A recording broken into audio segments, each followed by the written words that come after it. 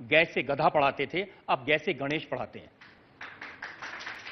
देखिए, अब सरकार हमारी नहीं है, सरकार से हम बाहर हैं। मुख्यमंत्री जी ये कहते हैं और बीजेपी के लोग ये कहते हैं कि जन्माष्टमी थाने में नहीं मनाई जाती थी जब मैं मुख्यमंत्री था। हाँ, ये कहा उन्होंने कि आपने थाने बंद कर दिया था। मुझे एक थाना बता दो जहां पर जन्माष्टमी नहीं मनाई गई।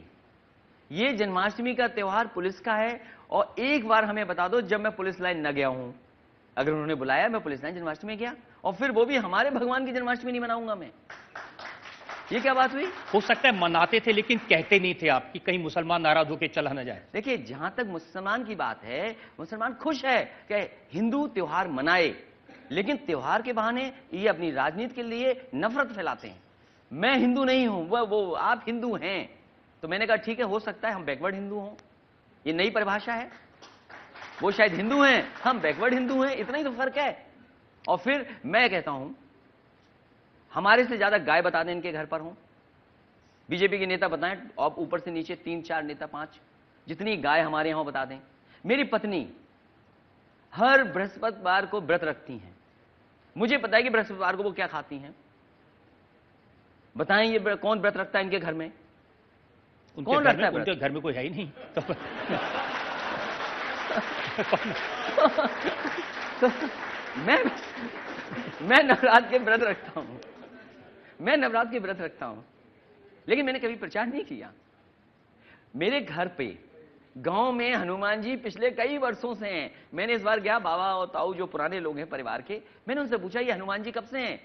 बोले हनुमान जी हमारे से पहले से यहां हैं, लेकिन तुमने ज्यादा बड़े कर दिए, ये पहले से हनुमान जी यहां हैं। हमारा कभी भी सैफई महोत्सव हुआ होगा, कभी भी बिना हनुमान जी के पूजा किए नेताजी ने शुरू नहीं किया होगा वो। अच्छा, हमारे गांव में पहले से और भी मंदिर वगैरह हैं। मैं एक बार गिनता गिनता आया तो मेरे गांव के आसपास करीबन 38 मंदिर बने हुए हैं।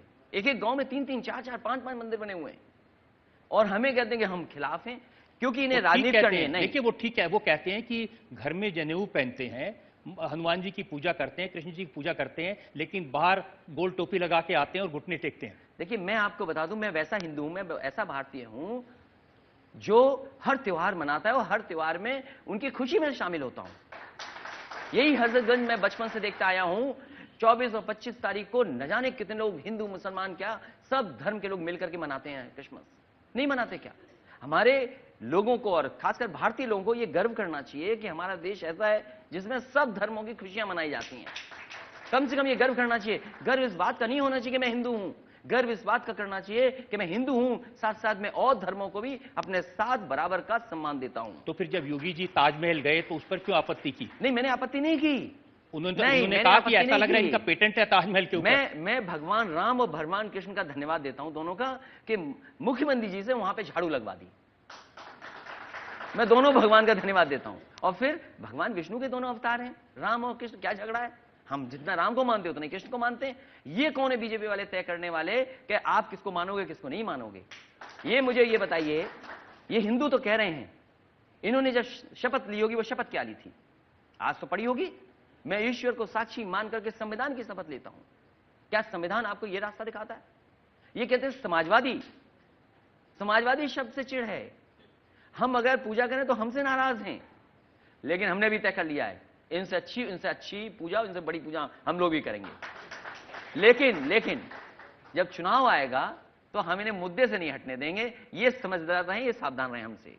हम इनसे मुद्दे से नहीं हटने देंगे। ये अभी औरंगजेब की बात कर रहे थे चुनाव में, हमने कहा बताइए आपने क्या किया गोरखपुर में?